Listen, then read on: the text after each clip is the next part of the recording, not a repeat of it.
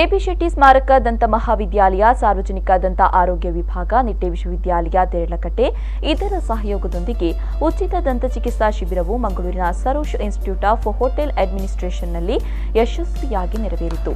ಮಂಗಳೂರು ಮಹಾನಗರ ಪಾಲಿಕೆ ಕಣ್ಣೂರು ವಾರ್ಡಿನ ಕಾರ್ಪೊರೇಟರ್ ಶ್ರೀಮತಿ ಚಂದ್ರಾವತಿ, ಡಾಕ್ಟರ್ ದಿಶಾ ದೇವಾಡಿಗ, ದಂತವೈದ್ಯ ಡಾಕ್ಟರ್ ಎಬಿ ಶೆಟ್ಟಿ, ವಿದ್ಯಾಲಯ ಶ್ರೀರಾಮ್ ಶೆಟ್ಟಿ ಹಾಗೂ ಮತ್ತಿತರರು ಈ ಸಂದರ್ಭ ದೀಪ ಬೆಳಗಿಸುವ ಮೂಲಕ ಉದ್ಘಾಟಿಸಿದರು. ಕಣ್ಣೂರು ವಾರ್ಡಿನ ಸಾರ್ವಜನಿಕರು ಮತ್ತು ಕಾಲೇಜಿನ 190ಕ್ಕೂ ಅಧಿಕ ವಿದ್ಯಾರ್ಥಿಗಳು ಈ ಶಿಬಿರದ ಪ್ರಯೋಜನವನ್ನು ಪಡೆದುಕೊಂಡರು.